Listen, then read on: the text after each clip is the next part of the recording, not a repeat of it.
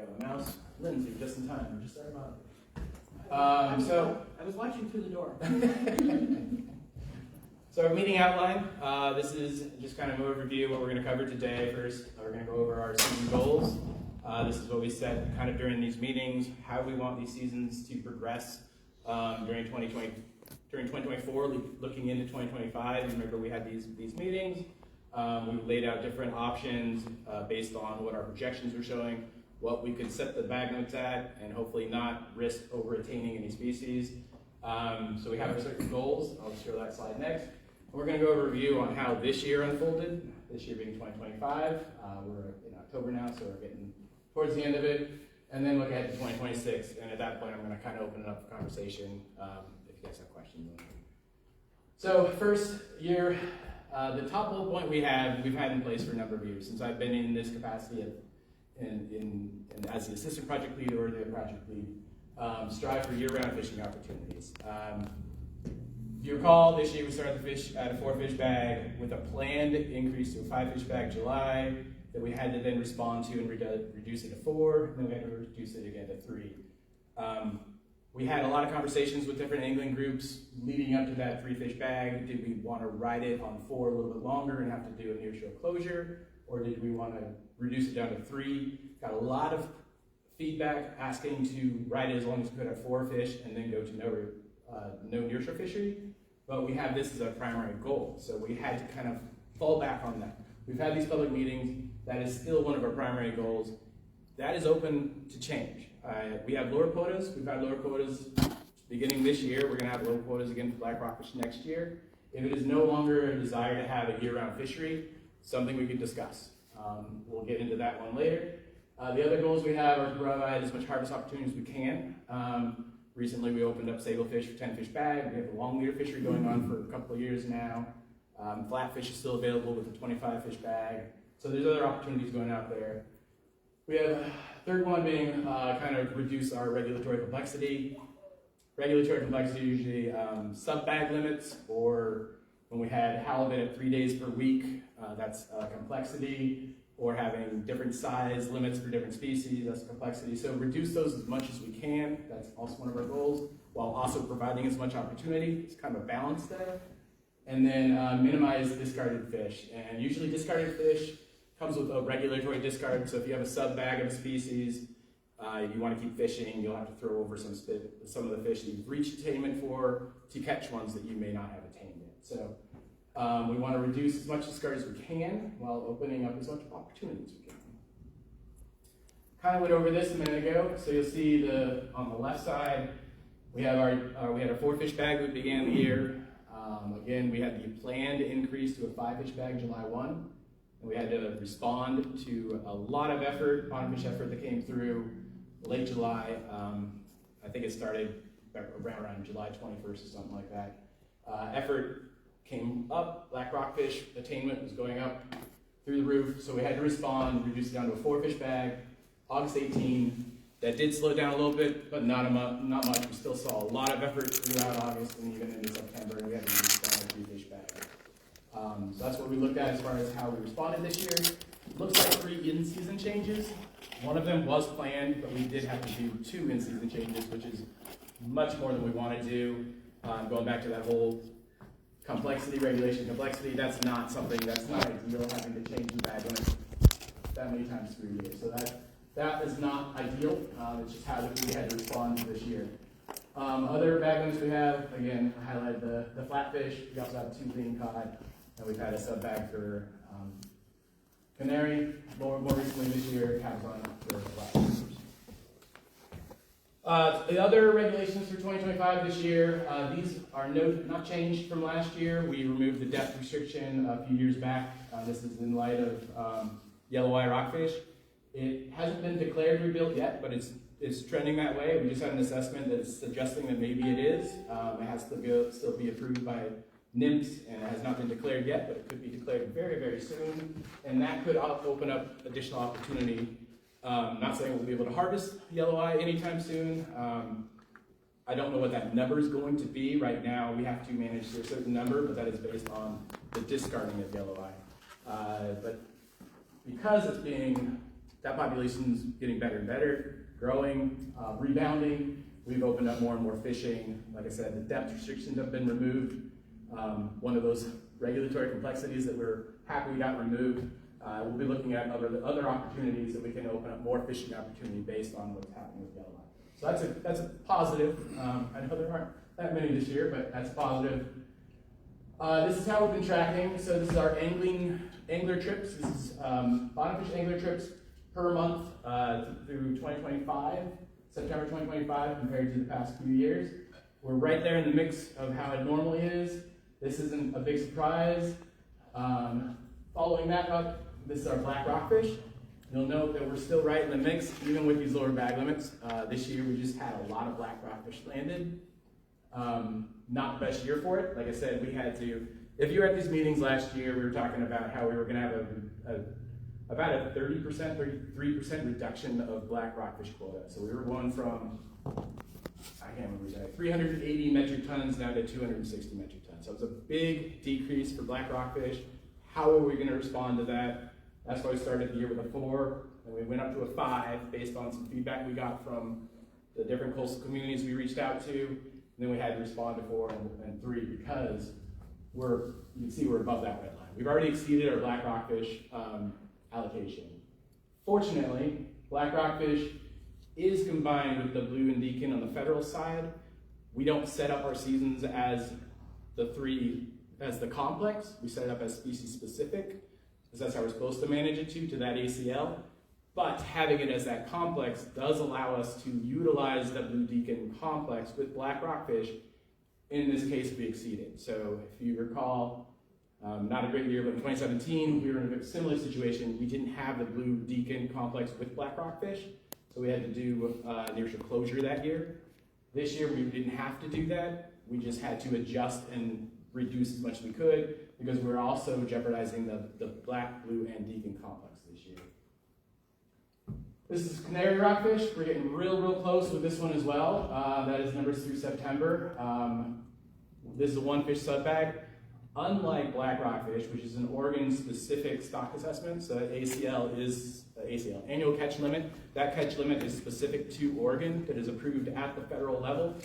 Canary is a coast-wide stock assessment. This is California through Washington. The entire coast is one assessment, and that we get a certain amount from, so we get allocated a percentage of that annual catch limit. And as a whole, the whole group, the entire coast range of Washington, California, Oregon, recreational and commercial, not everybody's reaching their quotas, so there's a little bit of flexibility with canary. We have a similar thing with nearshore rockfish. We've utilized that in years past, so we kind of check in with our neighbors and see how those fisheries are doing. Do we have a little bit of wiggle room? We do when it comes to certain species, canary being one of them, the nearshore rockfish being another one of those, but we don't have that flexibility when it comes to black rockfish. Speaking of nearshore, this one we're also tracking very closely. We are not projected to exceed our number this year. We're projected, I think, to come right at it. So that number is what we're projected to end at. So that's a very close one this year. We've had pullback rockfish have been prohibited the last few years. This began in 2022. That was based on the 2021 assessment that suggested that though the population was healthy, we were fishing it at a rate that was not sustainable. So this is what we're looking at for 2025, our attainment levels this year, and then what our 2026 limit will look like. And I'm highlighting the ones that we're either very close to, right at, or projected to be exceeding. And for canary rockfish, we've got just 0.3 metric tons left, but again, California recreational fisheries, they have under-attained on canary this year. A lot of that is because they had to put all of those restrictions in place for pullback rockfish. So we have a little bit of flexibility there with what California's got going on.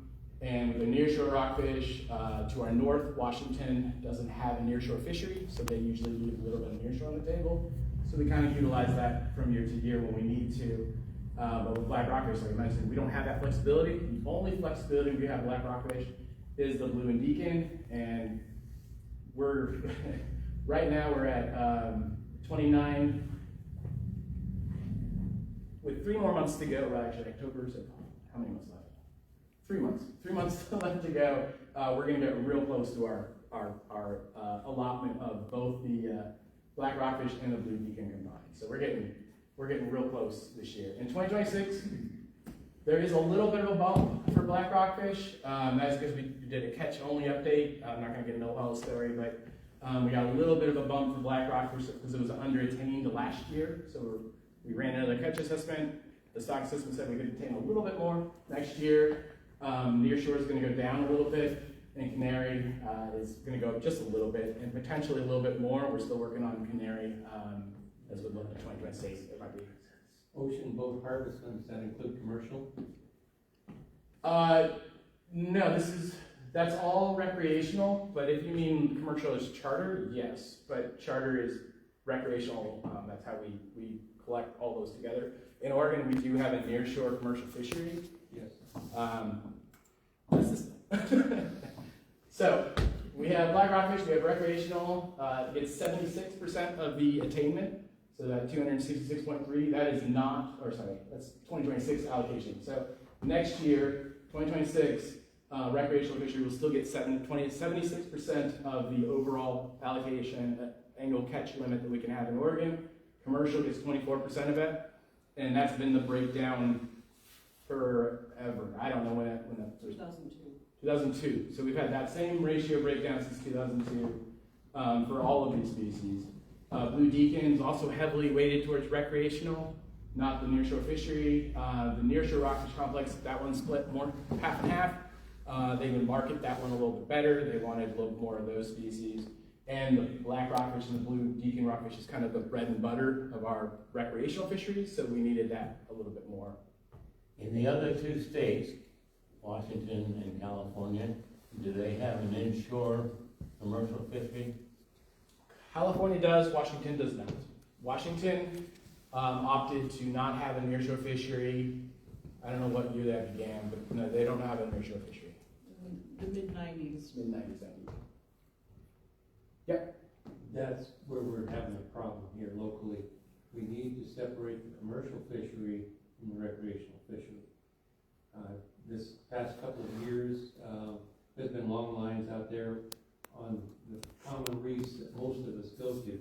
And some commercial fishermen have run us off because they don't want us to get close to their lines. What we need to do is have a process where I would expect 90% or 95% of recreational boats fish within 10 miles of port. And the commercial fishermen have the ability to go far beyond that. But we need to find a way to split these up. And they have bigger bag limits. Sorry? And they have bigger bag limits. They do. I will say the nearshore fishery, so it depends on different ports, different gear types that we're using. Pacific City, their dory boats going out there, they're commercial, and they're bringing in small amounts of fish.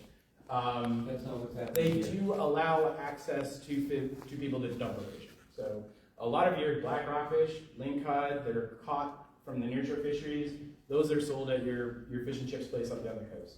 So they do provide, they're not sold, those are the ones that stay local. So I will say that, and that does help our coastal communities as well.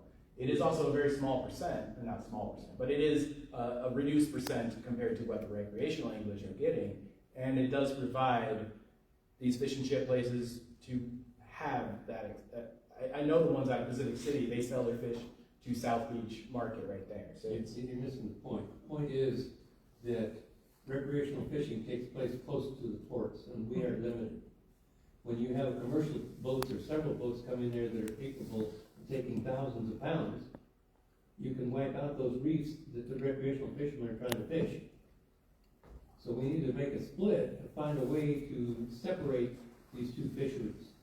by a couple thousand pounds, I don't know the triplings off the top of my head, but it's based on a whole 2-month period. So they don't typically go out there. Their buyers don't want all fish at once. I'm just saying that they'll go out there, and it is very driven by their markets. They'll go out there when their markets want fish. So they'll go out there and get so many of those fish to fill their quotas and extend it through the year. They have anywhere from 300 pounds per 2-month period up to 2,000 pounds. So that is the high end. They're not doing that one trip. They're spreading that out because it's part of their business plan. So they're not going out there and just wiping out these reefs. They're select when they go, how they go about it, and they're catering to those buyers, those coastal buyers that are then providing it to everybody, not just those that go. As expensive as fuel is, they're getting all they can when they go out for their money. It is a demand market. They're still gonna get it all because they can freeze it, just like we do in our home freezers. These fish markets freeze those fish too. It's a problem. It's a real problem when you have a commercial guy can take whatever he wants and hundreds of pounds, and we can take 3 fish and we're burning the same amount of fuel. That's a problem. Yeah, Steve. So I'll add fuel to the fire. We've got the black rockfish management areas, I'm sure you weren't going to talk about, but I'll bring it up since we're having this discussion. Those black rockfish management areas reduced the amount of black rockfish specifically that commercial fishermen were allowed to take over a 4-month period to 500 pounds. Mm-hmm. And these areas have been taken off, the restrictions have been taken off for the last 3 or 4 years, so they've been fishing at whatever their normal amount is. So we're not benefiting from the black rockfish management areas, is what I'm trying to say. But when they are allowed to keep whatever they want, black rockfish right now earlier in the year for commercial fishermen is 1,200 pounds per 2-month period. So consider the difference. For a 5-month period, they could only take 500 pounds if these black rockfish management areas were in place. That was 500 pounds per day they could take. Not in that 5-month period, they were restricted to 500 pounds per day, not for that entire period. I guess That's the point. 500 And I'll pounds say versus that 3 when they fish. did suspend that, we looked into, not me specifically, but the nearshore management folks, they looked into that, and they didn't see an overall uptick of fishing pressures in those areas. They said it kind of stayed, it actually slightly decreased in certain areas. They're not looking to have conflict with recreational fishermen. There will be conflict, and that's something we're trying to avoid by managing them very, very separately. So we get our bag limits, we have this amount of quota to work with, they have their trip limits, and they have that much quota to work with. And if they're tracking high, that doesn't impact us, they have to respond and fix that. If we're tracking high, it doesn't impact them, we have to respond, we have to fix it. So we've separated it, we're managing it to a very different number, and then we set up our seasons the way we want to, and they set up their fishing trips the way they want to. There are also, I think, 120 permits, but only 70-something active. How many? 110. 110. How many are active? 76. 7, thank you. So 76 active permits right now. So there are 76 nearshore fishermen in Newport active this year. Oregon. Not all of them, Oregon, thank you. Not all of them have the nearshore endorsement. So when you're saying they can catch whatever they want, some of them are restricted to just these black blues and a very, very small amount of other species. I think it's 15 pounds of nearshore per month or something like that. So that's more of just if they catch it, they can keep it instead of, they're not just filling up their boats with everything. They have restrictions as well in what they can attain. And most of the nearshore endorsement permits are Port Orford area, so near here, but they kind of fish out of that port because it's not really a recreational port. That is your biggest commercial port there is in this area. I know Garibaldi has a bit of nearshore effort as well. Pacific City has some as well. But on the south coast, it's heavy out of Port Orford. I want to say even more so than Brookings, but I might be wrong. Yeah, it's heavy out of Port because they have already tried to avoid some of the conflict with recreational fishermen. And I know that we have gotten calls about long leader fishermen in nearshore, and it turns out that it's crab gear. When you see the photos, it's a very different gear type. There are crabbers that will go in certain areas. Those are not long line gear. But I can't speak to that specifically because they do allow nearshore fishing within 30 fathoms, and black rockfish are most commonly caught within 30 fathoms. So they're going to fish in that area where there are black rockfish. They're not as common offshore. So A lot more, Steve. when I was talking about 500 pounds, I'm looking at the presentation was made in September, and I also looked at the way it was worded. It didn't say daily, so I don't know. I'm not doubting what you're saying is daily, but in nowhere, anything I've read did it say daily. So that's where I got that point. But regarding the long lines, they don't have a limit on number of hooks, they don't have a limit on how long the long lines are, they don't have a limit on how many they can put out there. So when they go and drop them in the same areas recreational anglers are fishing, lo and behold, we can't fish there because the entanglement opportunities are huge. So we don't want to fish where they've got their long lines laid out, and they lay them out right where we want to fish. That's one of the problems that you're seeing here in Charleston.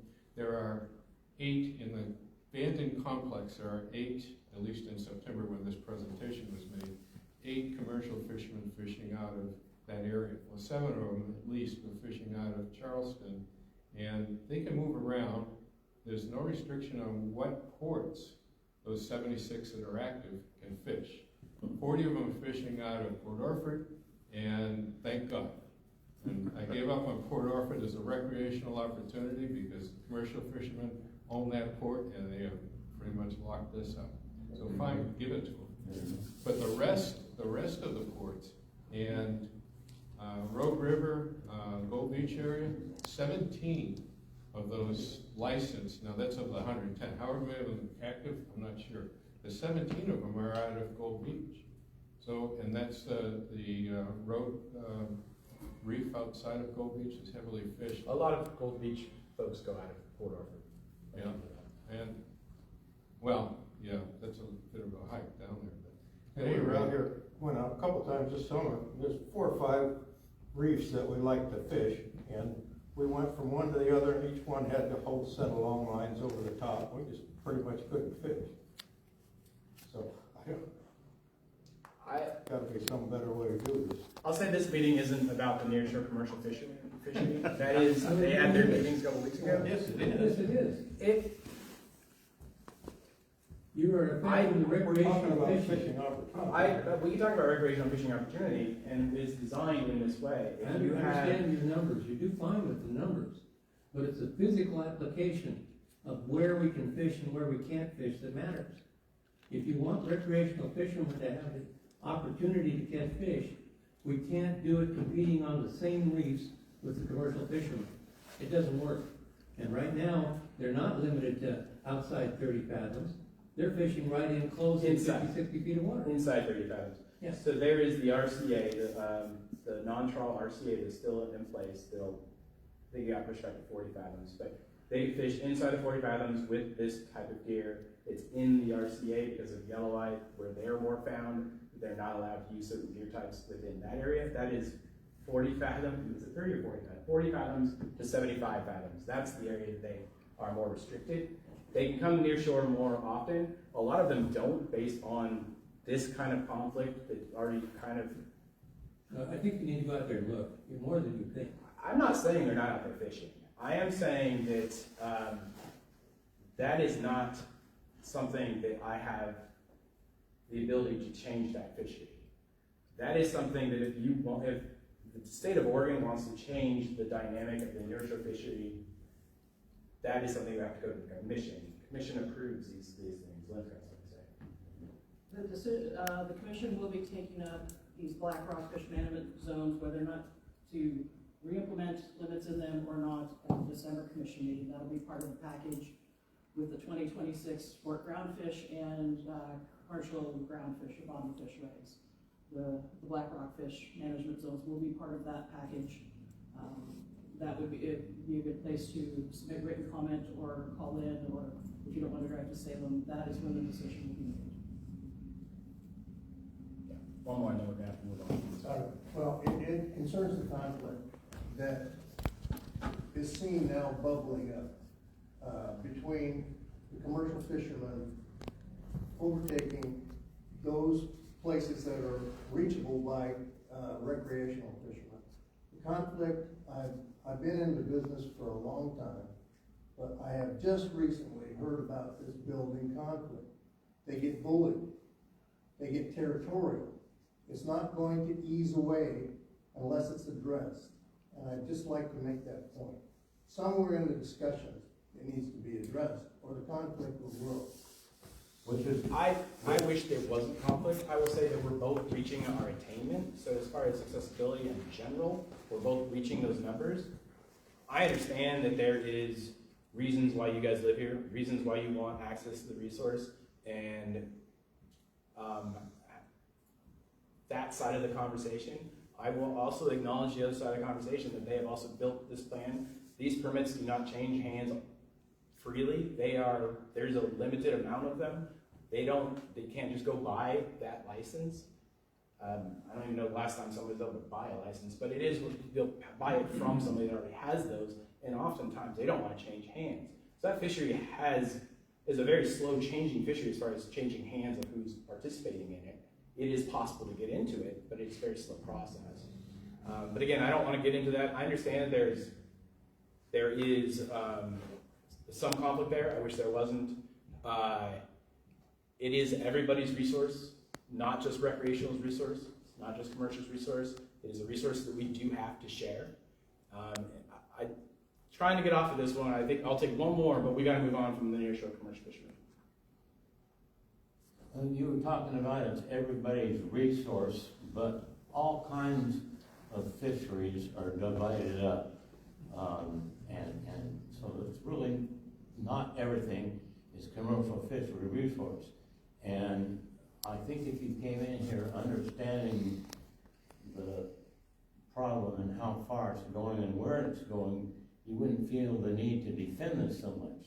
You instead maybe show more interest in what we can do to fix it. I apologize if I'm saying like I'm trying to defend the commercial fishery. I'm trying to be neutral on both sides of it. In this audience, I'm going to sound like I'm defending commercial. In that audience, believe me, it's going to sound the opposite. We're gonna do something. That's the meat of the problem, not this. Yeah, the purpose of the meeting here, I thought, was you get input from the local concerns, and you're our representatives to carry forward our concerns. True, Not but the focus of this one is how to set up the season structure for 2026, independent of how the commercial fishery is setting up their season. So this year, we had to reduce our bag limits 4 to 3. Was that acceptable? Would folks rather see a shortened season with higher bag limits? Would folks like to see the 12-month season? Is that still the priority? As far as how to balance recreational access to a resource versus commercial access to a resource, that is beyond this conversation. That is some conversation worth having, to Lynn's point. That is something that the commissioners approve. So at the commissioner level, it's not something we approve. We design what we can do with our amount. But if you want to see change or conflict resolution on how the resource is used, that is a discussion at the Oregon Fish and Wildlife Commission meeting, which is, again, December 13th? It's in December. It's one of those Fridays. The second Friday in December. 12, thank you. And in that scene, that's where you guys bring your testimony, bring that forth, and see if change can happen in that arena. That's where it would begin. Those are where those conversations would begin. Like I mentioned, Washington opted to not have an nearshore fishery. That would be a very hard change here. It's been built into our system for so long. You have folks that is their livelihood. You have people that like having these fish and chips options up and down the coast. That is a lot of what these black rockfish are going to. So it would be a big change. And it sounds like that's what folks want. That's not conflict resolution. That is a wish list. Maybe it could be possible, but it is something that would have to go through the commission. Not something I could just. We're not talking about eliminating commercial fishing. We're talking about conflict between the same locations. 95% of your recreational fishing is done within 10 miles of a port. Recreational boats can go anywhere they want. I want to say one more thing on this one. There are so many different commercial fisheries, and I don't want to just assume one is all. So we have trawlers; they have access offshore. That is not the nearshore fleet. Sure, some of the longline boats could have a little bit more; they go a little further offshore. But you have the dory boats out of Pacific City, which are smaller than a lot of recreational boats, and those boats also exist, and they are up and down the coast fishing for these resources. They have just as much access to these areas as you guys do, with sometimes even smaller boats. It is a very dynamic fishery. I don't want to confuse the multiple different fisheries. The salmon trawler boats are a little bit bigger, or the sablefish boats. Those boats could potentially handle a little bit more, but a lot of them are smaller vessels, especially the ones out of Pacific City. But I'm going to move on from there. We're going to get back. We got a little sidetracked. So taking a step back, in 2023, we had stock assessments for both black rockfish and canary rockfish. We did have the hydroacoustic survey that came through. That was the first one. I don't know if you guys know Leif Rasmussen, but he kind of designed that survey, and it had its inaugural survey that went through in 2021. We just wrapped up the second one this year. This was incorporated into the 2023 assessment, although it was a 1-point data set. It wasn't like a long catch series, time series, if you will. So it didn't weight the assessment as much as maybe some people would have liked it to, because it did show that there was a fairly robust population of black rockfish. Having 2 data sets helps. The more data sets you have, the more you can have a trend, and the more it might be weighted into a future assessment. When the next assessment will be, I do not know. Canary was the other one that was assessed recently, and that one is, again, coastwide Washington, Oregon, and California. That assessment also showed we had to take a pretty big reduction, not just Oregon recreational fisheries, but Oregon, Washington, California, every single fishery kept the exact same ratio of the allocation, so we all took the same amount of decrease. We went from 62 metric tons, I think it was about 62, down to 26 metric tons this year. So pretty big drop for canary rockfish and our fishery, as well as many others. Yes, Steve? Question about the assessments, and when would we expect to see any kind of relief from the quotas that we're talking about these days? So black rockfish, we just did a catch-only update. So we're going to see a little bit of relief next year, not much, but that one will continue to go up for the next couple of years. Canary, we're working on an emergency rule on the federal side right now to do a mini harvest specifications rule. So that would be, typically we do a stock assessment, 2025 being the stock assessment year, and then 2026 we develop harvest specifications for 2027. In this case, there's a couple of species, petrale, canary, there's certain industries that feel like there's emergency because it's more restricting than they had foreseen it to be. So how do we respond? And we're going through an emergency rule process for canary, which will benefit all sectors, as well as the shore spine and petrale. So we could see a little bit more canary in 2026. I don't know exactly how that will unfold. Potentially, I think the numbers suggest that we could have maybe 28.6 metric tons. So a little bit of a difference from the 26.1 that we're forecasted to have. But to get a change, a proper change, it would have to be assessed again and go through that whole process again.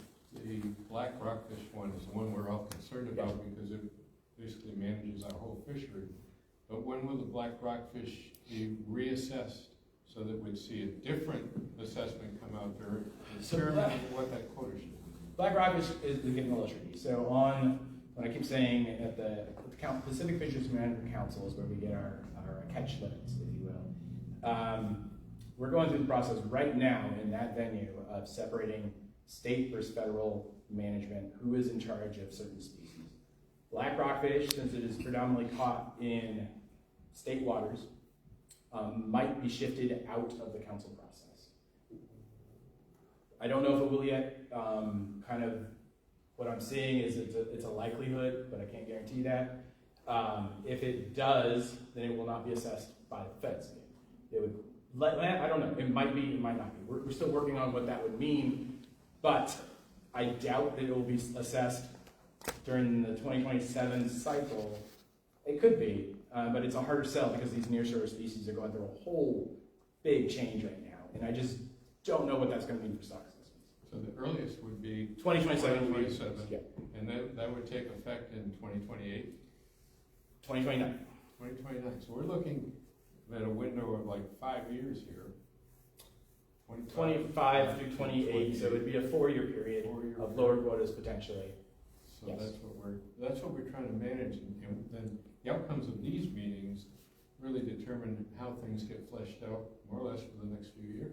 I'll say that we always push for black rockfish to be assessed. Why we didn't push for it to be assessed this year is because we didn't have that second survey point yet. So we had to get that survey in. That's why it's done in 2025. We're going to be pushing to have it assessed in 2027. We just needed that 2025 survey to be incorporated before it's assessed again. Otherwise, we don't have anything new to provide the assessment. So that's kind of where our hands are tied in that process. We moved as quickly as we could to get that survey going. We will push to get another assessment. It's just, it works on a 2-year cycle with council because it's assessed 1 year. Then you got to work out how that the biomass is going to be distributed to the different fisheries, and then that next year is going to be fish. Yeah, So I was going to ask about the hydroacoustic surveys, but then you said something here that kind of, I'd like some clarity on. You said that there's potential that the stock assessments, the limits and all that stuff will be taken out of the hands of the feds and go to state? That, I don't want to get too much into it because I'm not. I just want to make sure I heard that right. You heard correctly. Okay. And, we've been working on, they're calling it stock definitions and who has jurisdiction over these resources in certain areas. And that is going through a big process. It's a big lift on the council arena, the Pacific Fisheries Management Council arena. Lynn and I have been working very heavily involved in that process. We still don't have a direction yet for black rockfish. We have an idea of where it might go. But what that will mean, if it falls to states, hopefully we can work with the feds and still do an assessment in 2027. That would be ideal. We don't have the resources right now to just take that on. So hopefully it'd be a phase in. There's some things that we're trying to work on to see what we can do. But ultimately, at some point in the near future, it is potential that resource will fall to us to do these assessments, which we would lean probably more heavily on the acoustic surveys. So does your agency and does your office, would they find that favorable, or would they rather leave it in the hands of the Not feds? right now. We don't have a fisheries management plan. Gotcha. So it's a big lift right now. We don't have the infrastructure for it. Okay. In the long term, it could be. But in the short term, it is something that we don't have that infrastructure set for it yet. Okay. Now, pardon my ignorance, but hydroacoustic, we're just saying fish finder? Just drop, click in a sonar? There it is. So it's this camera contraption. So they'll put it down. They've got cameras pointing all different directions. Okay. So in those cameras, they'll have their video footage where they can kind of ID the fish. You have a downward looking camera. You have 2 stereo cameras to get kind of the size of the fish as well. And then you also have your sonar stuff, fish finder, if you will. So you have visual, so you can count for what species it is, and then you'll get the whole biomass suite from the hydroacoustic. Okay. So Now, they used to also do fishing with it too, to bring them up to actually have a physical look at them. I don't think they did that this year. They were able to phase that part of the fun part of the project out. right. But they kept with the camera work and the hydroacoustic. And I'm assuming this takes place in daytime. It does, and it's coast-wide. They do it on certain transects. I don't actually know if it's in the daytime. I'm assuming for safety reasons. It would make most sense, and you're going to have a better viewability and whatnot. That's my guess. Something I do, I fish a lot at night, because it is 1,000 times the fishery at night that is in the daytime. You know, I can go and fish the bay today. I can go fish the bay tomorrow morning, catch 10 fish, 15 fish, 20 fish. I can mark maybe a couple hundred in the course of an 8 to 10 hour day.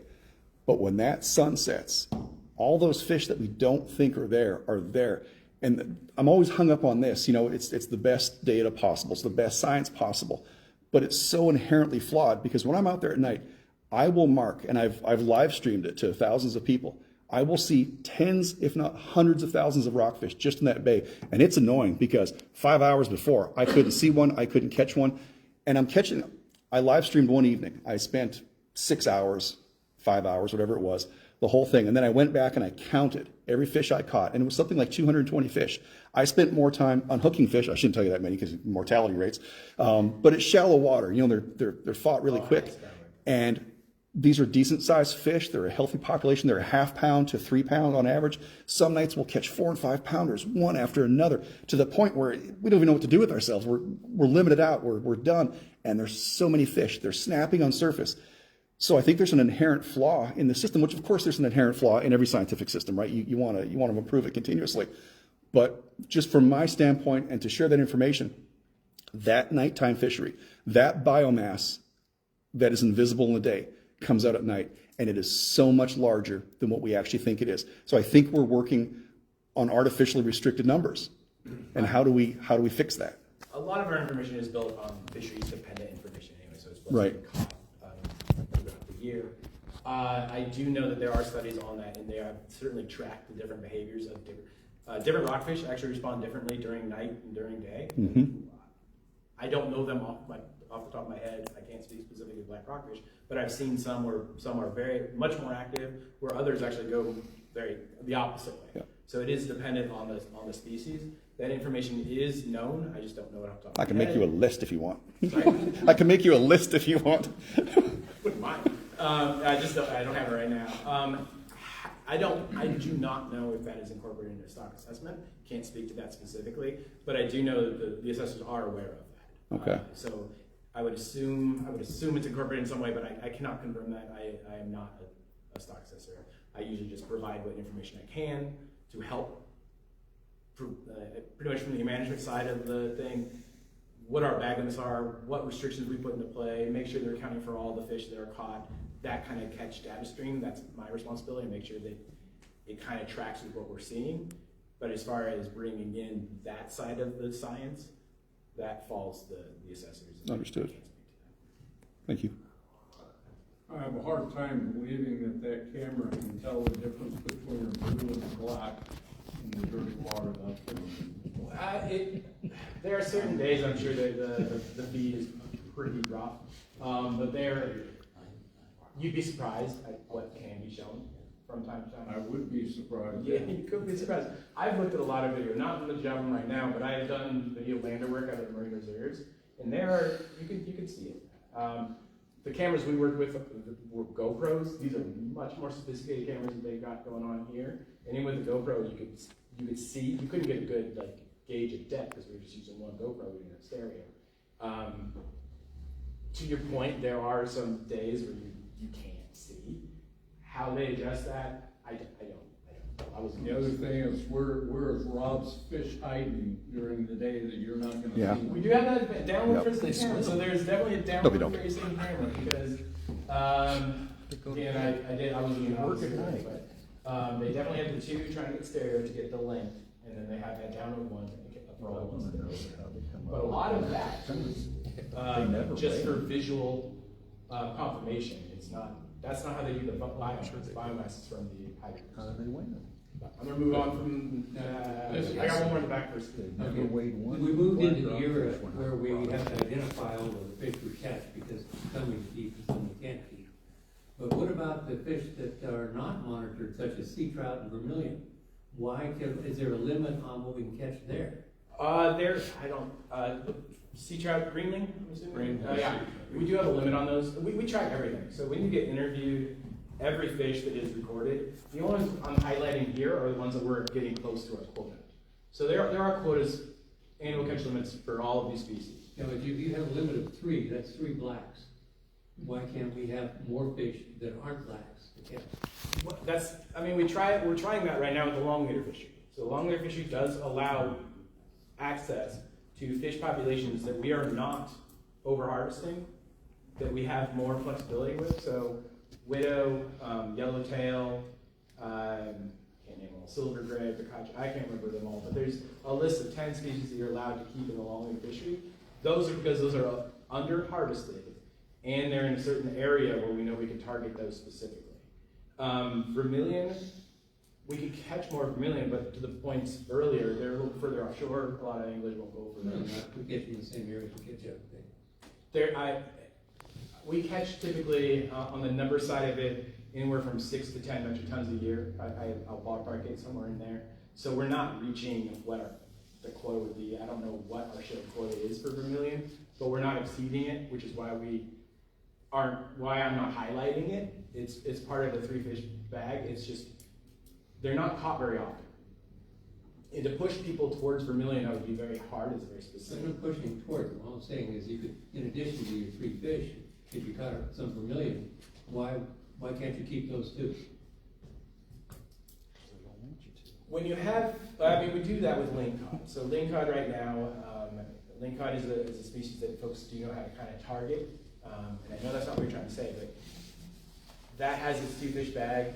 Folks have grounds they'll go to for lingcod. If you start doing that with vermilion, they're not necessarily targeted. People don't know those grounds. So you encourage, in my opinion, additional fishing with discard. So if you have vermilion, if you have another vermilion you're allowed to catch, how many black rockfish are you going to go through before you get a vermilion? We have things to let them back down until they survive. We do, but it's not 100% survival, and it does make regulations more complex. I'm not saying we can't do it. I just And you can't. Vermilion would be.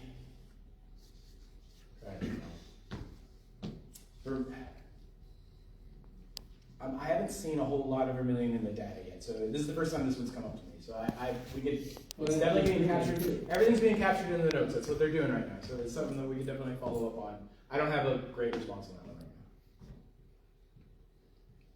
But I do know that when we've done certain bag limit restrictions, we had a 7-fish bag with a 6 sub-bag of black rockfish one year, and I know that people were throwing back a lot of black rockfish. We saw discard mortality go way up on black rockfish that year because there are a lot of black rockfish.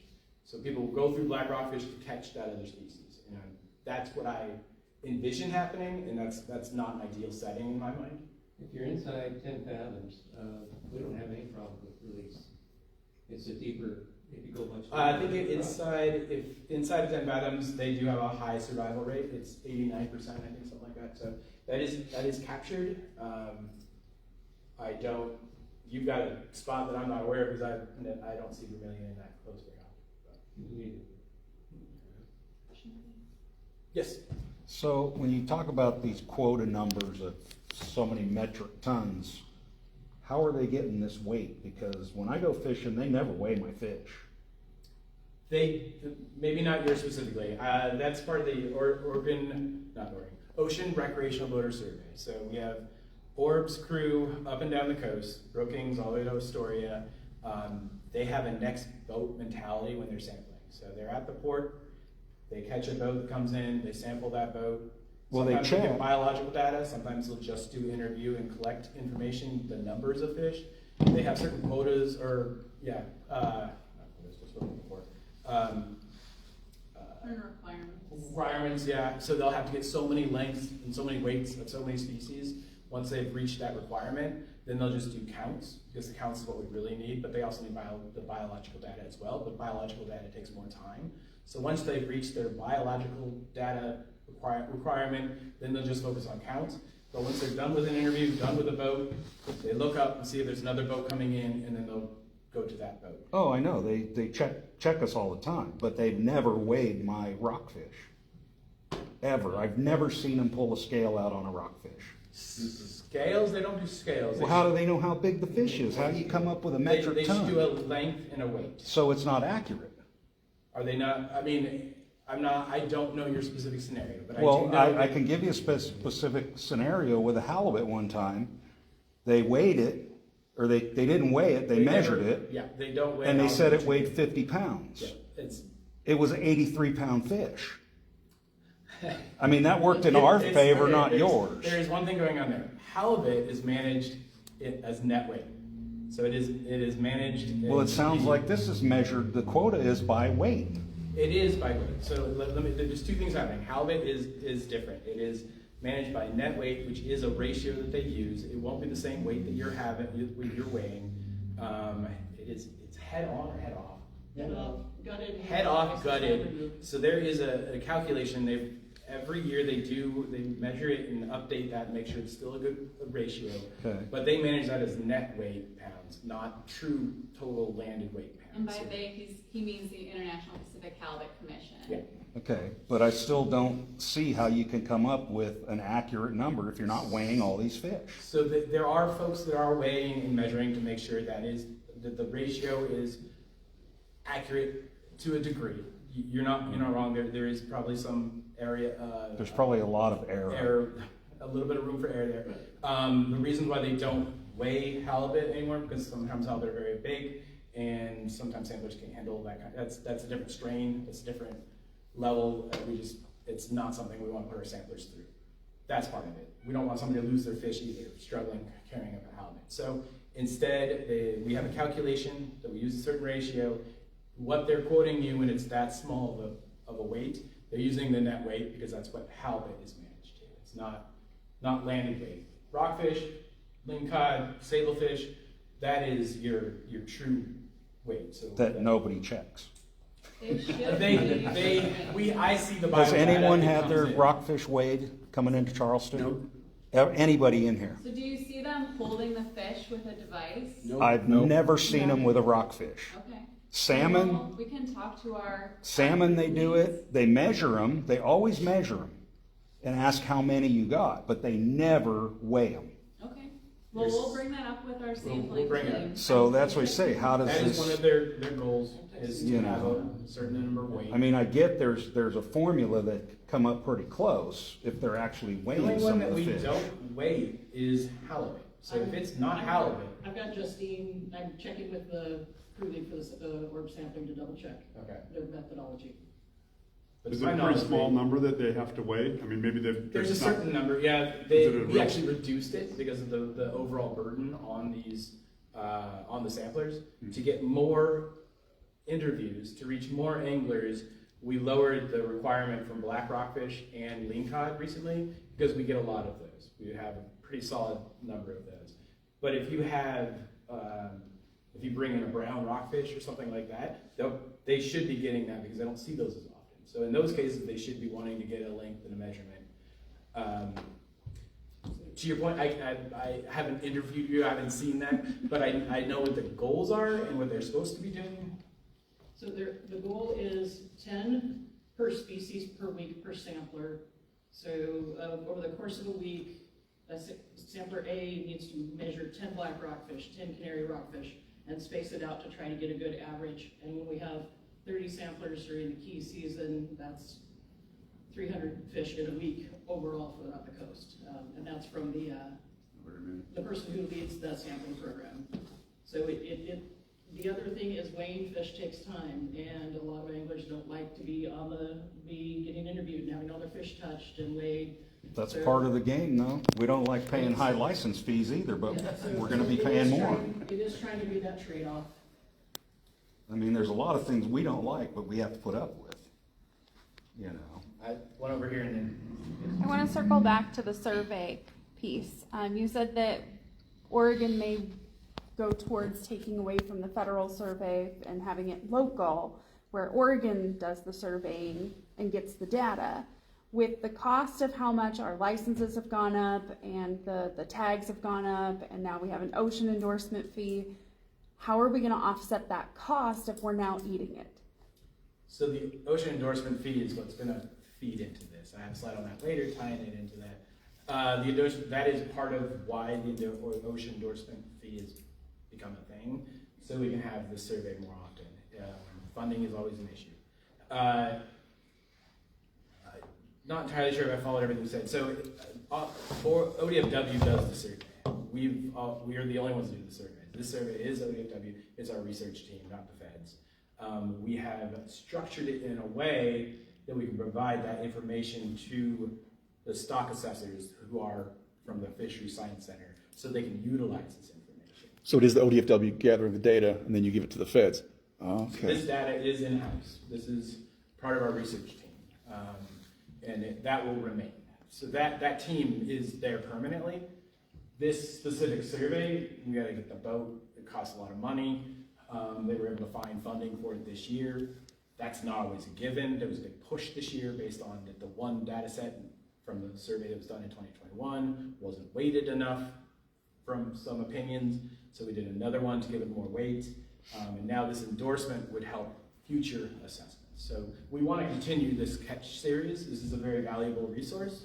The more data points we have, the more valuable that resource is.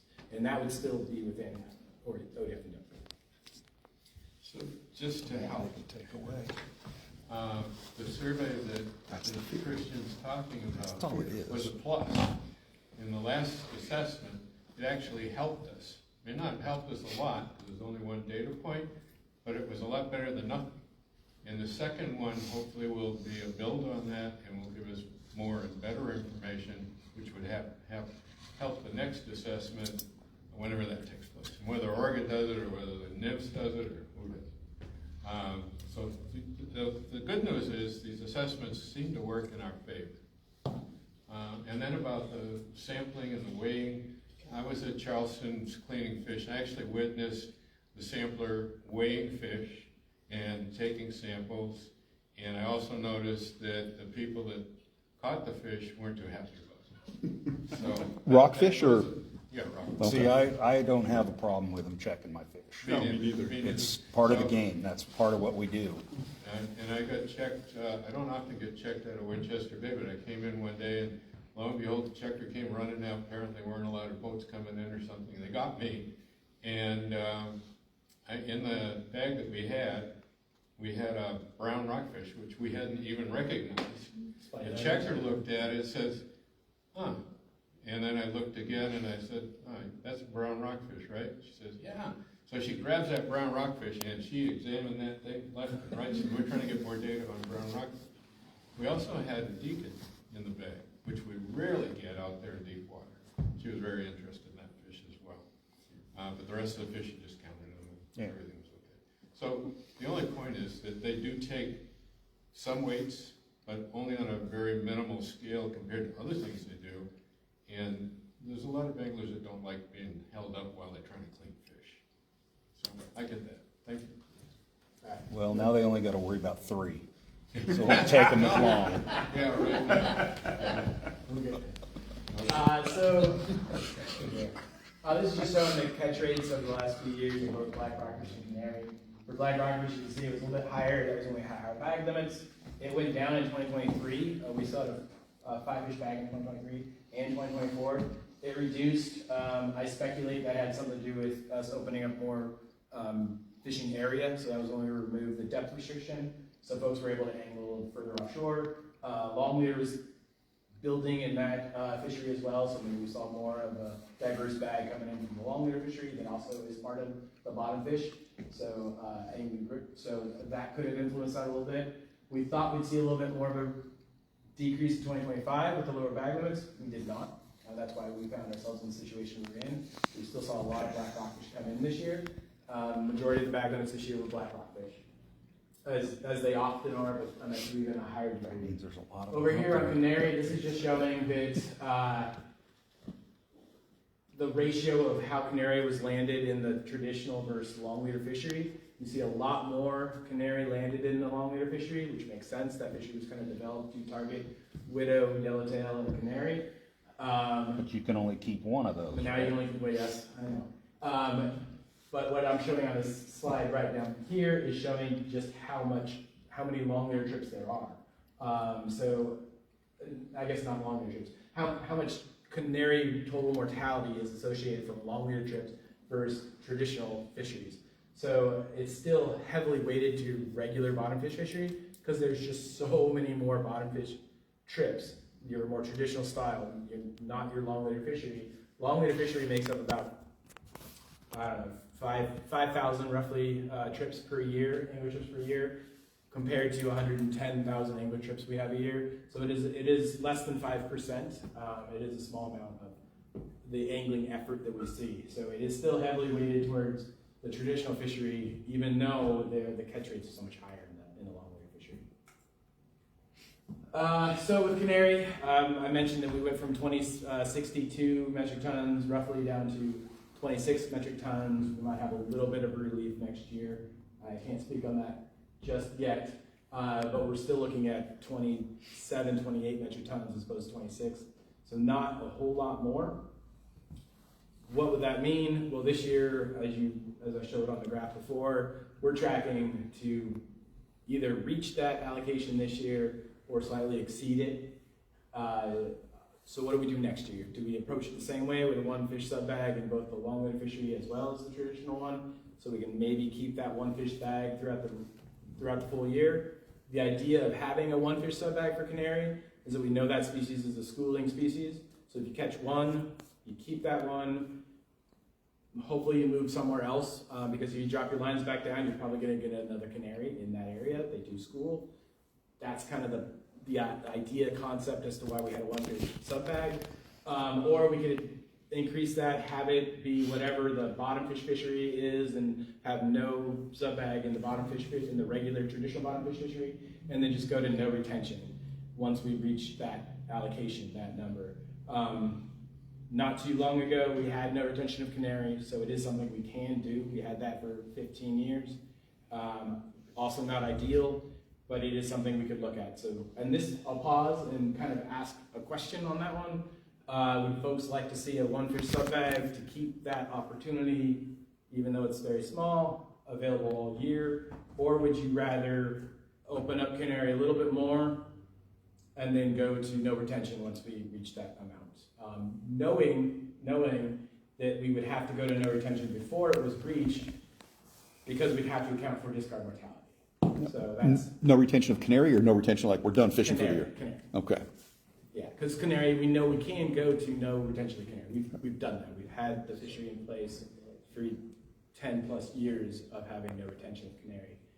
So we could approach it a little more aggressively, start it off with more canary being allowed to be retained, and then just go to no retention once we were projected to reach that quota at the end of the year, also accounting for discard mortality, assuming anglers will still be fishing. So that's one of the questions I have for today that I'm hoping that you all can help me with. All right, so I fish deep water, 10-mile reef, and I know there's a lot of people long lining out, long leader fishing out there. I don't particularly do that, but the one reason I like having that one fish limit is that we're not targeting, we're not trying to catch it. So if we pull one up, we can keep that fish. The other thing is, canaries are terrible at trying to descend. So you pull up a canary that eyeballs are popping out of its head, it looks dead, it probably is dead, it's not going to go down very well. So I'd rather have the opportunity to keep that fish, move over, get into another area, and keep fishing.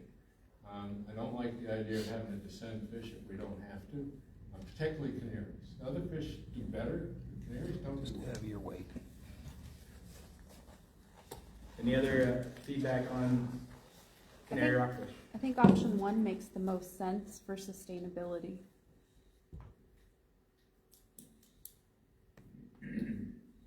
You know, sub bag of one makes sense to me, but I'm open to that up to discussion. If I have a compelling argument the other way, I'm with him. I'd rather keep a fish than try and let it go, and I know it's not gonna make it, so, yeah. all right, So what's gonna be the bag limit for next year? we're coming up to that one. So we'll get canary out of the way first, and then we can open up. The bag limit is very much structured around black rockfish, as I'm sure. So, timely question. Here is what we would look at with a 5-fish bag with a 1-fish sub bag of canary. The number that we have to manage to, the ocean boat, is 253. With a 5-fish bag, we'd be projected at 277. Just let you kind of cross that. Focusing on black rockfish specifically, that's not very tall, but it's the top one. In that one, you can see 277 versus 253, so 110%. We are going to end up somewhere around 265 this year. I don't know. It's something we exceeded our harvest quota this year, but again, like I mentioned earlier, we are utilizing that species complex that includes blues and deacons to keep the fishery open right now. The other ones are showing a lot of red. We can respond, so red means it exceeds the harvest limit. Yellow, green means we'd be okay. And there is a lot of red on here. Cabezon we respond to every year. This year we're actually okay. So I wouldn't be too worried about that 17.6 projection. This year we didn't reach the 16 metric tons. The nearshore rockfish, that one could be very real. We had our bag limits went up a little bit and back down this year, and we're going to end up right about 14 metric tons. So that is a real scenario for nearshore. I see that one happening. Canary, this year we're going to come closer to 29 metric tons, I think is what we're projecting right now. Again, we're utilizing a little bit from our neighbors on that one. It is a softer quota because it's a whole coast-wide assessment. And then yellow eye, for some reason, my model always has a high number for yellow eye that I would anticipate being much lower. It's hard to project yellow eye because it's a discarded fish. So it's a very different. Shouldn't it be 0? There is a discard mortality. There's a mortality rate assigned to it. This year, for example, we're right at about 3 metric tons is what we're actually coming at. So that would be kind of reflective of what I would speculate this would be more like 3. And how do you come up with that number if you can't Interviews keep from folks. So the same sampler that goes to your port, gets information from your boat, asks how many, did you release any fish? And if you say yes, they say what species. You give them the species. They've already recorded your depth that you've been fishing because you've already asked. They should have already asked what depth were you fishing at.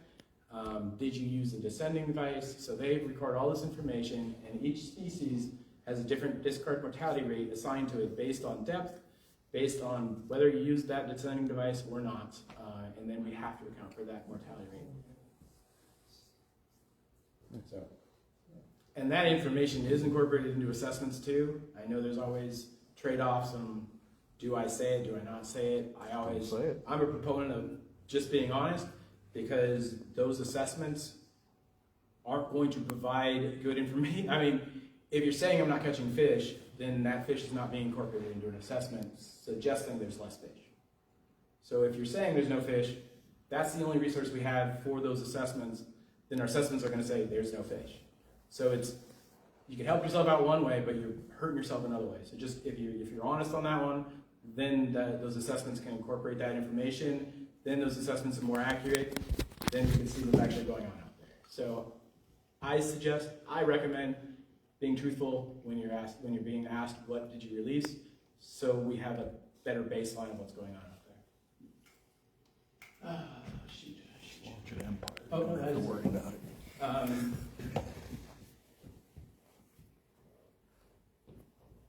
This slide is just showing kind of the bag limits and then how many black rockfish are caught per those bag limits. That's on the far left, if you will. So even when we have 4 fish bag limit, we typically catch closer to 2 or 2.5 black rockfish. It increases with a 5 as you would expect, and increases even further with a 6. It's showing that it's majority black rockfish, but it's not all black rockfish. We do know that they are the most encountered rockfish, especially in the inshore fishery. And then this slide is showing, this graph is showing just how many angling effort we saw in July and August. That's why we had to make some changes this year. We were tracking very, very well. Even mid-July, like I said, we had 3 weeks of data in July, and we were still like, we're doing okay. And then that 4th and 5th week, so why I say 5 weeks in July is everything's based on weeks, and we have to keep a stat week together. So it is a Monday through Saturday, or Monday through Sunday fishery, and sometimes if there's more of that week that aligns in a certain month, we assign it to that month. This year, July was a 5-week month. August was a 4-week month. But August still saw just as many angling trips in 4 weeks, versus what July saw.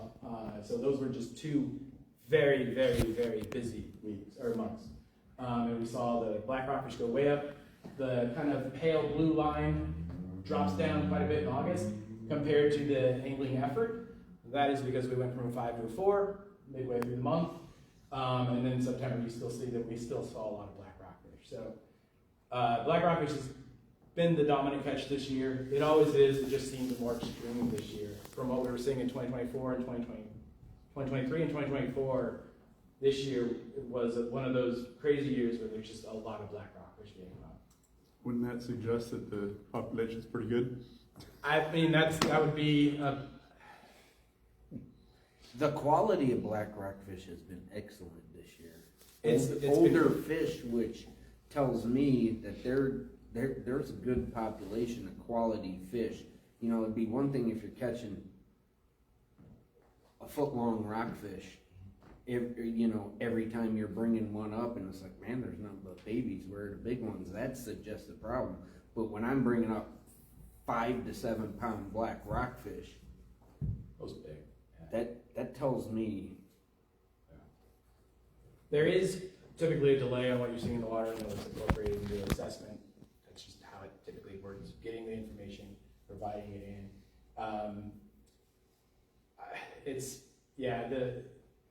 The fishing has been very productive this year. It's been very, very good this year, which is refreshing to see, but to your point, unfortunately, we're having to respond this year and reduce it because we do have these quotas that we have to manage too.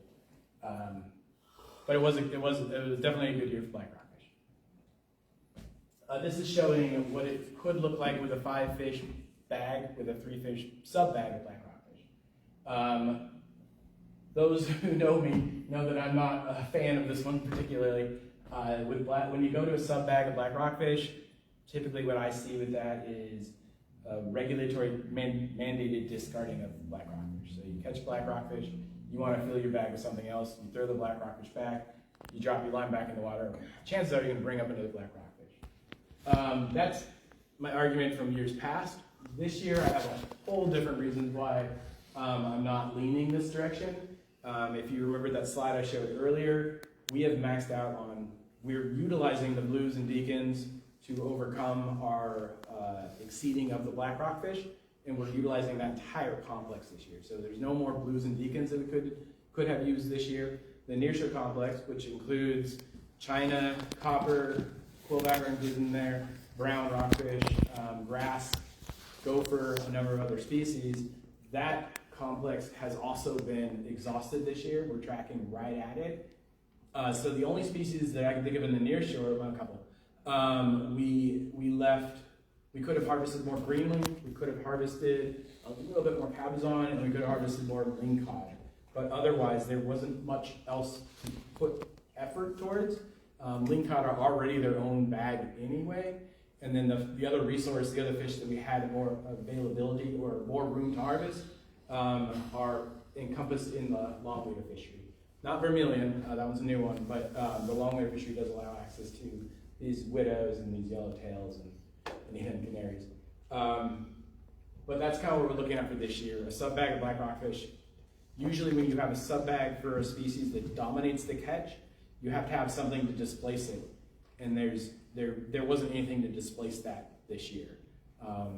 That's what I see with black rockfish and why I'm not pushing for a sub bag, but I'll listen to conversation about it.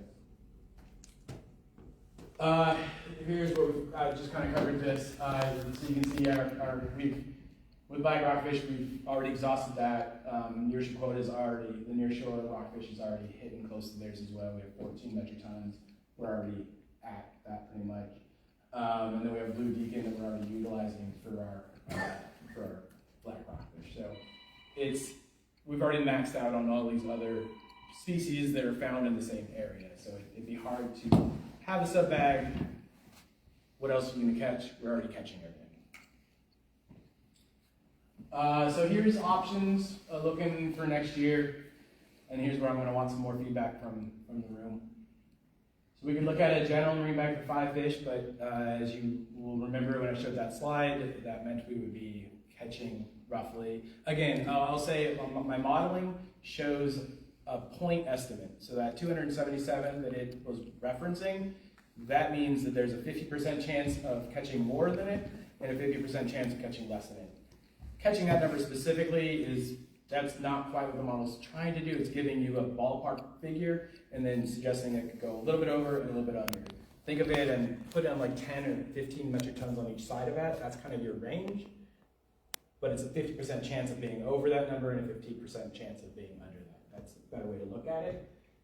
So that 277 could work 1 year. It clearly wouldn't have worked this year, but if we would have had that in play for 2023, 2024, the structure we started this year may have actually worked. This was just one of those years where we saw a lot of black rockfish, healthy black rockfish. Fortunately, we had the survey done this year, so hopefully that's shown and captured in the survey.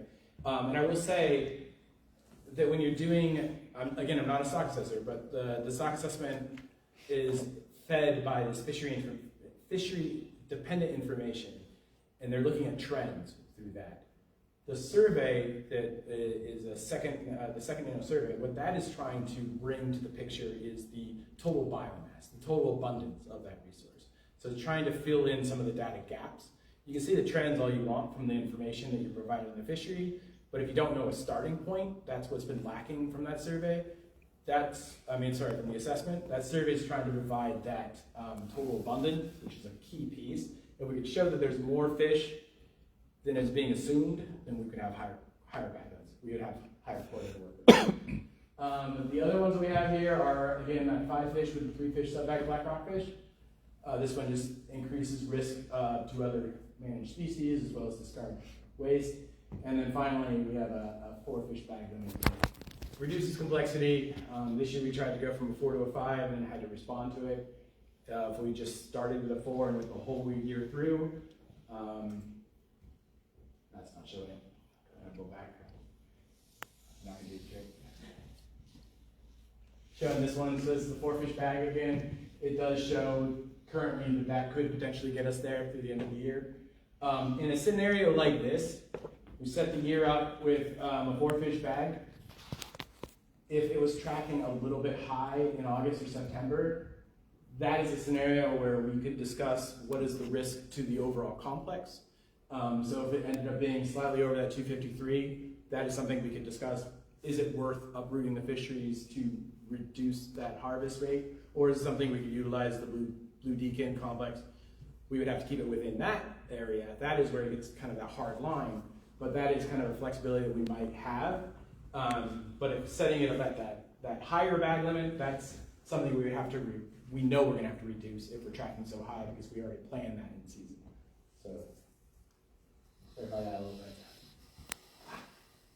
And then the other option is, what I'm showing down here is again that 5 fish bag limit. If we had these higher bag limits, these higher numbers, obviously that's not going to get us through the end of the year, so we could look at shortening the season. Reduce certain months, yes. I'm wondering, can you separate cabezon as you've done with lingcod? That question came up. 4 fish, 1 fish, and 2. That came up yesterday in Brookings. I guess it's possible. We wouldn't be able to do it in 2026 because it is part of the federal groundfish definition of that other fishery. So we have certain things we have our flexibility within state. In that one, we wouldn't be able to do it for 2026. It is something we could talk about for 2027. The trick with removing cabezon, sorry, we said cabezon, right? Cabezon out of the general marine bag is we know that it's caught with those species, so it already kind of is part of that fishery that makes sense. Lingcod are different. Lingcod, I know folks that know how to go target lingcod, that one, and it's also been outside of the general marine bag limit for quite some time. It'd be a little harder. Sablefish we just pulled out. Sablefish are fished very differently than your other general marine species. I'm not saying we couldn't do it with cabezon. It's something we certainly talk about. I'm not going to go too much into it because we don't have the ability to do it for 2026, but it is something we certainly discussed for 2027. Yeah, Steve. So you and I have discussed this before, and I think you've got an audience here of people that fish at least this area. And I talked to Andy Martin about fishing in Brookings, specifically about cabezon. And I've fished for him myself, but I never target them. So I'll ask the question, does anybody here actually target cabezon? Yes. Got one? Got one. One. So most of the fishing for cabezon is an incidental catch while we're actually jigging for lingcod. I mean, I agree, but I think all of the nearshore fish are also under that category. But we won't catch those nearshore fish jigging for lingcod. We don't typically, what we catch are either lingcod or cabezon. Okay. So that's the only point I'm trying to make. Okay. No, that's, I think it's easier to separate cabezon than it's At least something the way it I only catch again, them when they're out of season. capture the notes on this one. We can have further discussion on it, yeah. You've considered the depth requirements at like beyond 30 fathoms and so on for different fisheries. if you set, say, 10 fathom limits, your mortality on the black rockfish would change, which would mean we could catch more fish. Is that correct? With black rockfish, most of it is what's retained. So there is. Yeah, but their eyes aren't bugging out. I mean, we don't have a problem inside 10 fathoms on the release. I guess I'm not following. If you set regulations, where you set some depth regulations, we might have a longer season and catch more fish, because the mortality would be less. We could. Part of the reason why we developed the long leader fishery was to disperse that effort off of these nearshore reefs. We already have, the majority of the fishermen are already fishing nearshore, close to shore. It's easier access, not using the fuel. We are accounting for those survival rates because we're recording those depths. The problem currently is there's so much effort on our nearshore reefs that we're trying to entice anglers. Is why we have the higher bag limits on the long leader fishery. Keep that at 10. We had to reduce it to 10 because we're having other problems with canary. We're looking at 5% of the fishermen are doing that. We want it to be a lot more. By reducing it to 4 fish or whatever, we're not going. I mean, it cost me $40, $50 to go on one of these trips. And when you dropped it to 3 fish, I don't know anybody that even went. We just parked our boats. We've definitely heard 3 fish was pretty much that was a hard line, and a lot of charter boats kind of packed up their business at that point. Again, the reason why I went to 3 fish instead of riding up to 4 is it was one of our primary goals: keep fisheries open year round, keep that accessibility. We've had these meetings, we've been discussing that. That was kind of what we were held to on that one. That's what I want to know. That's why we're talking about this now. What is that breaking point? Would you like to see 4 or 5 fish to that area and then go to no retention or no nearshore retention at a certain point? We still have to account for some discard mortality, and if we're hitting that dial all the way to the end, then we wouldn't be able to move fishery inside 10 fathoms and accounting for discard mortality. We've already reached those quotas. We don't have a problem with having people inside 10 fathoms. It's how do we get some of that angling effort, some of that pressure off of those reefs, because that's where we have kind of a problem. But that's where everybody fishes. You're not successful in what you want to do. We had 50 to 60 to 70,000 angler trips per year until 2015. That angling, that bottom fish angling effort that we kind of regular at 70, 60, 65,000 has gone up to 100, 120 almost in recent years. It is a big shift. It's a huge increase. Do you think that's due to residents or more tourism?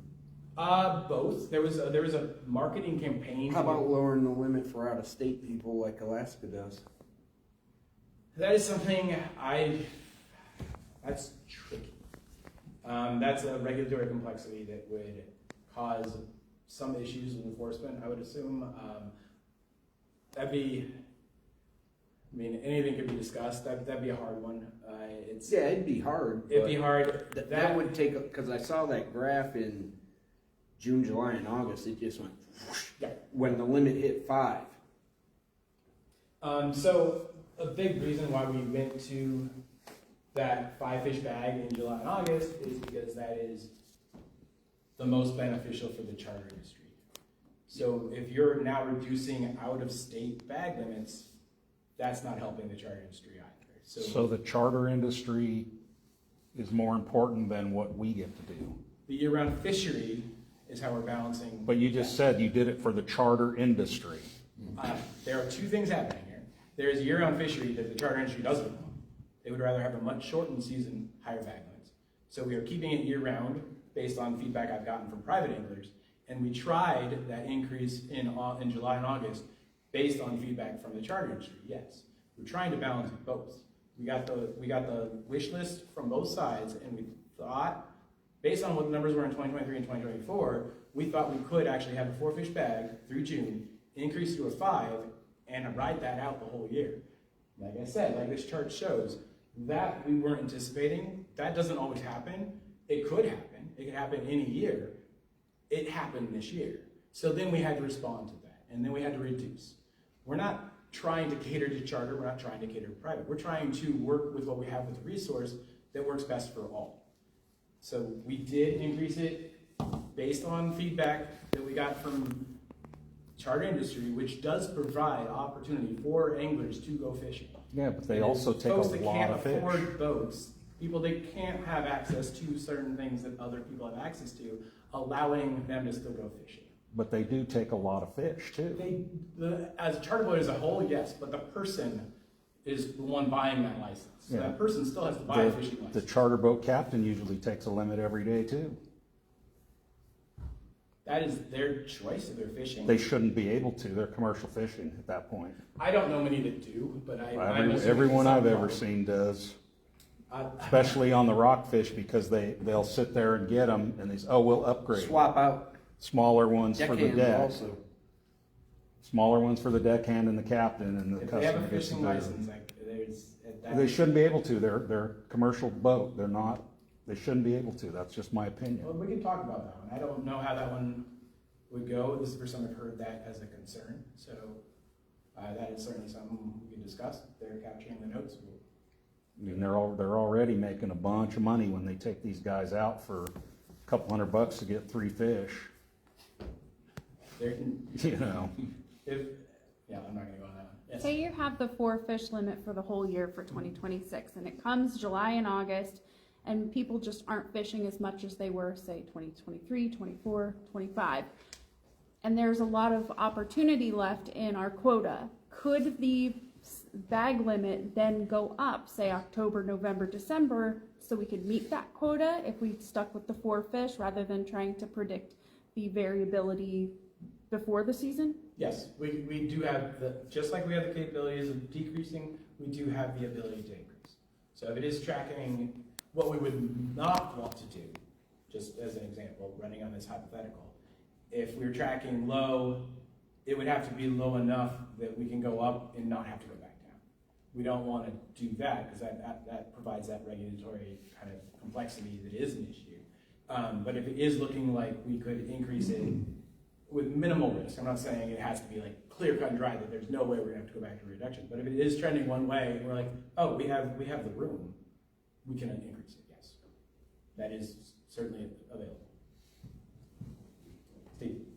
So, I know that you're trying to find as much opportunity as you can where you can, and try to push people offshore as opposed to fishing near shore.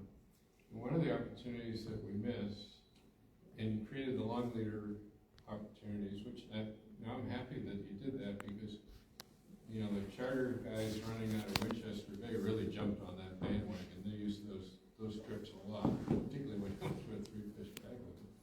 But one of the reasons, I go out and fish the 10-mile reef off of Winchester Bay. That's our opportunity that's closest. And, when you use a long leader rig, you're allowed 10 fish, but there's no link cod included in that. So you push us in a direction of, if we want to catch link cod, there's some big link cod out there. We have to go to, in this case now, a 3-fish limit to get 2 link cod. So that doesn't work very well. But if you went to a higher limit at 40 fathoms, then you had it in near shore. Different species, no black rockfish out there. That would push some people further offshore. Say you had a 5 or 6 or 7 fish limit plus 2 link cod. There's a whole bunch of people that go offshore rather than fish near shore. Absolutely. This came up yesterday in Brookings as well, for different reasons, but there is potential right now for 2026. We don't have that ability. That is also the part in the federal regulation. That fishery specifically is in federal waters, so that one is very strict on what we can do. Right now, they don't allow link cod on it.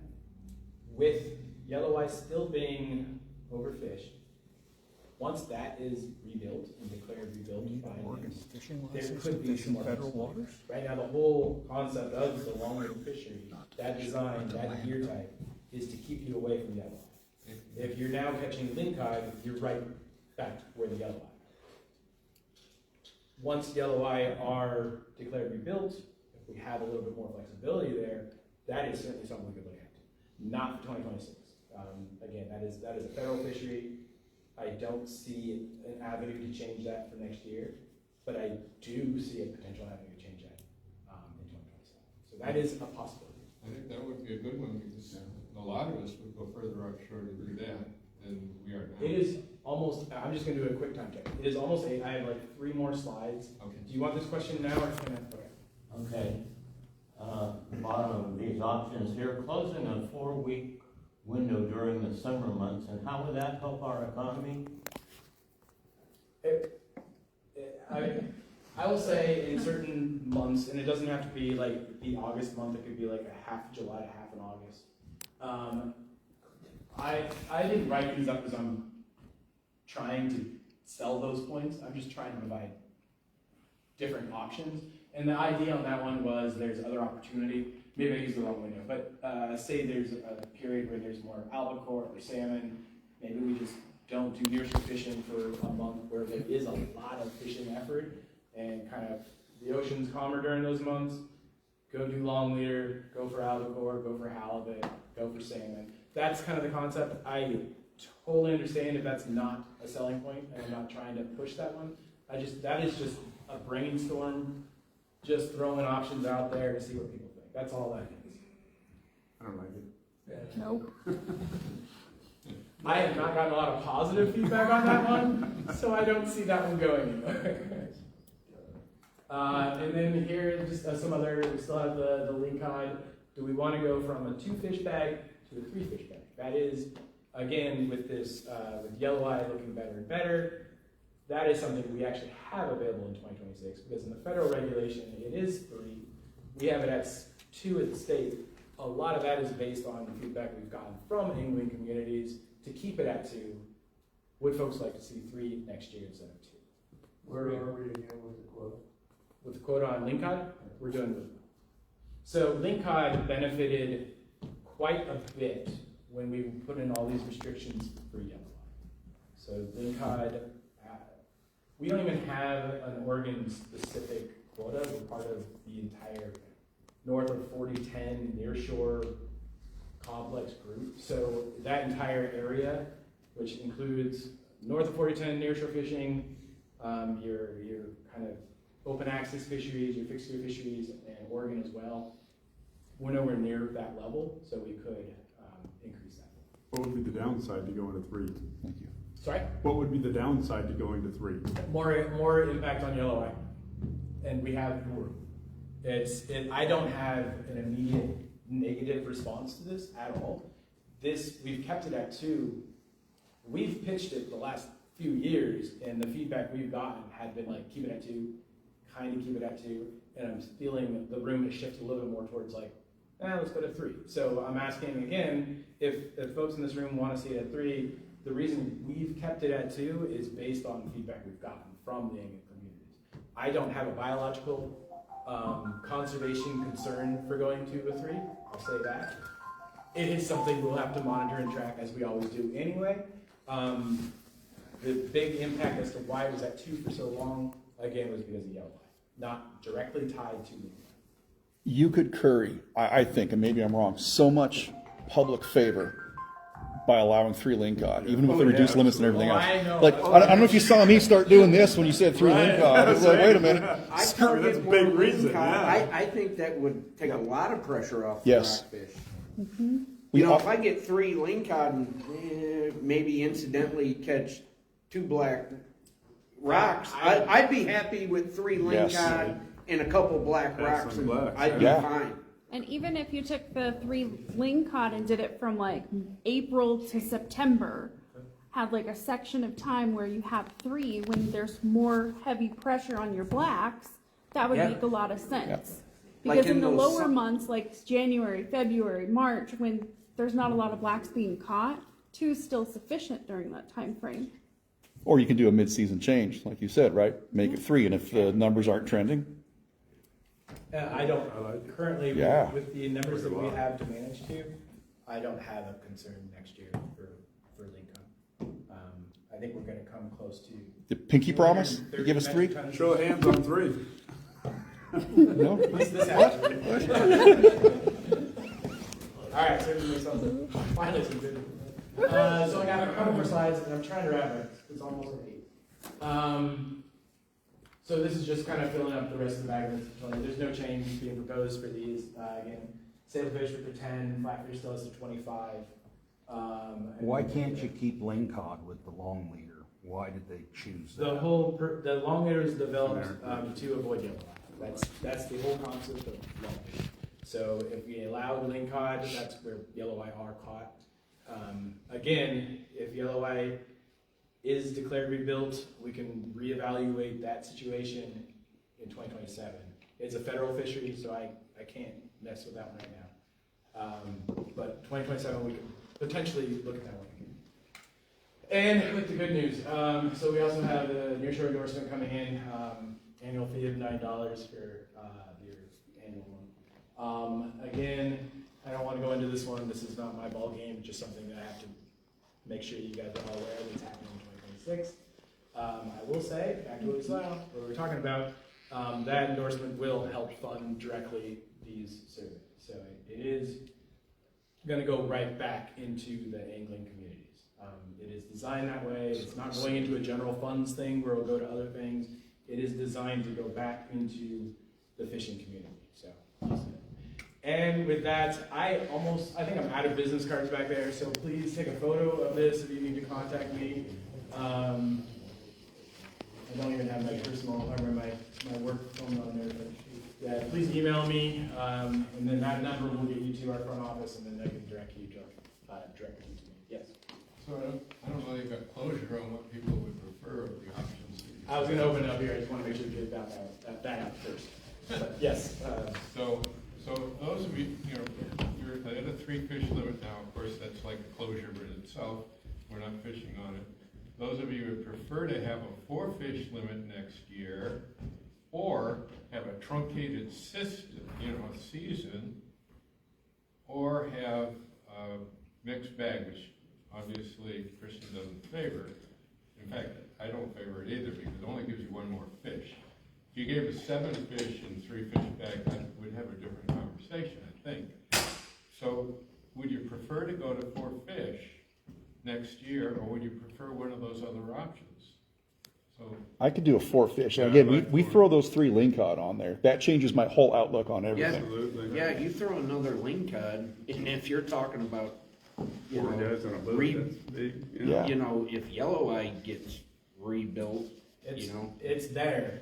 NIMS just has to declare it. I mean, that would take a lot of pressure off the rockfish. Well, I think the 4 makes more sense too for the simplicity of it. I mean, doing that changes back and forth is ridiculous, for law enforcement and everything. This year was nuts. Yeah, it's crazy, and I know the law enforcement guys aren't happy about that either, so. I know, they're not happy about it. So I think what you're hearing is 4 fish and 3 lingcod.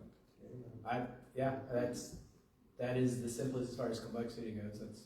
That's kind of what I wanted to hear as well. I wanted one more question that I really wanted clarification on, not clarification, but guidance on. If we were to find ourselves in a situation of having it reduced to 3, would this group prefer to keep it at 4 as long as possible and then go to no retention in nearshore, or do something like we did this year and reduce down to 3? So if you're closing the bottom fish, is that going to be lingcod as well? I know I keep going back to lingcod. Is that all ground fish? I haven't worked through all that. If it would depend on how close we were, because we would have to account for some discard mortality. Yeah. That is a very tricky thing to model, so I'll be busy. But don't worry, I'll work on that. But I do think the 4, personally. Yeah. The 4 and 3 is. I hope 4 would get us there. I'm just trying to create a scenario like what happened this year. Well, even if you drop it to 3, you give him 3 lingcod, man. Like I'm still your friend. Yeah, I mean, 3 rockfish and 3 lingcod, I'd go for that. Now, there were some folks that didn't raise their hand for the 3 lingcod, and we're not going to beat you up in the parking lot. But, It's like I can't even remember. Yeah, right. but is anybody opposed to the 3 ling, and why? Can you articulate why? Because maybe I'm missing something.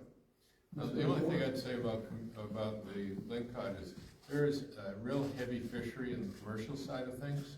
I mean, there's a lot of targeting of lingcod out there. Bottom trawlers are getting them. The guys that are running pots are getting them.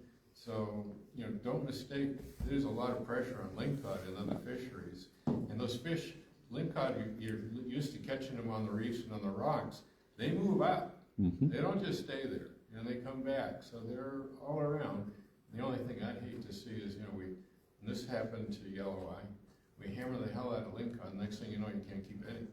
So that's the only thing. That's been the fear that I keep hearing when we proposed the idea of potentially going to a 3-fish ling limit. We did have to go to reductions. 2005, I think, something. 2004. So there was a pullback on lingcod. I don't see that happening next year. Our limits are pretty high next year, and based on what we're retaining this year, that wouldn't jeopardize next year. It is something we would have to track and have to account for. Right. We're not the only fishery that impacts lingcod. Other fisheries do as well. Well, We by are giving leaving us- some on the table, so we could open up a little bit more. Again, the big reason why we were not going 2-3 was because of yellow eye, and yellow eye is. So that's starting to fix itself. Now, how fast can you react? So we're at 3, it looks good, and then, oh my gosh, look at the numbers. Are we going to get a danger zone where, we can't keep any lingcod? That's what I'm trying to get. Like, it wouldn't, until it's reassessed and there's a new number. Because right now, what we're managing it to, we're under it. We're well under it. So it wouldn't be a 2026 issue.